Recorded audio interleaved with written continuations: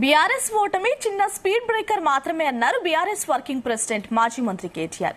మళ్లీ అధికారంలోకి తప్పకుండా వస్తామంటూ ధీమా వ్యక్తం చేశారు.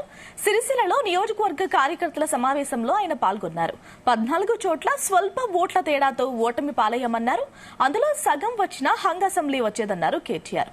వర్కింగ్ ప్రెసిడెంట్ గా రాష్ట్రమంతా తిరుగుతున్నారని, సిరిసిల్లను వీడనని చెప్పారు కేటీఆర్. నేను ఇక్కడ గెలిచి ఇప్పుడు సిరిసిల్లలో మీ అందరి దయతోని 15 ఏళ్లతోని మరి 15 ఏళ్ల నుంచి ఏం జరుగుతుందో తెలియదు కానీ ఎలక్షన్ రాగానే ఒక పుకారు ఉడుతుంది. కేటీఆర్ అంటోడు ఇక్కడ ఉంటలేడ పీక్తుండట. నేను ఎక్కడికి పోతలేను, నేను మీ దగ్గరనే ఉంటా, రాజకీయాల్లో ఉన్న నాళ్ళు మీ దగ్గరనే ఉంటా, దయచేసి అనుమానం మనసులకెళ్ళి తీసేయండి. ప్రతిసారి నేను చెప్పుడు, ప్రతిసారి ఒక పేపర్ వాళ్ళు రాసుడు, నేను చెప్పుడు నేను ఎక్కడికి పోతలేను, నేను ఇక్కడనే ఉంటా.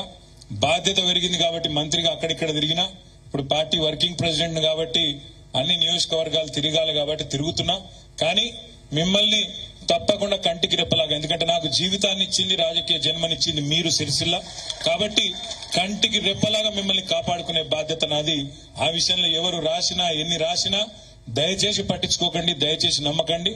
నేను ఎక్కడికి పోతలేను, ఇక్కడనే ఉంటా అనే మాటను మళ్ళొక్కసారి గట్టిగా నొక్కి చెప్తున్నా. ఎవరు రాసినా ఎవరు చెప్పినా పట్టించుకోవద్దని చెప్పి నేను మీకు విజ్ఞప్తి చేస్తా ఉన్నా. సరే, ఏమైంది? ఇంత ఆగమాగమై ఇంత గావరైతానికి ఏమైనా ఇబ్బంది అయిందా? ఉంటాయి. ఇప్పుడు మనకు గుర్తింది కారు.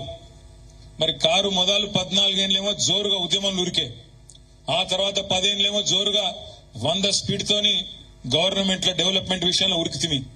24 ఏళ్ళు ఉరికింది కారు రైమని. ఉరికినాక సర్వీసింగ్ అవసరం పడదా?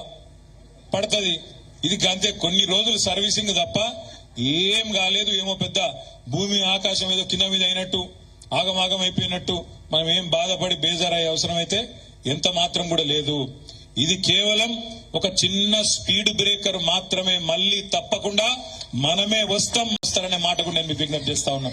నేను ఇక్కడ గెలిచి ఇప్పుడు సిరిసిల్లలో మీ అందరి దయతోని 15 ఏళ్లతోని మరి 15 ఏళ్ల నుంచి ఏం జరుగుతుందో తెలియదు కానీ ఎలక్షన్ రాగానే ఒక పుకారు ఉడుతుంది. కేటీఆర్ అంటోడు ఇక్కడ ఉంటలేడ పీక్తుండట.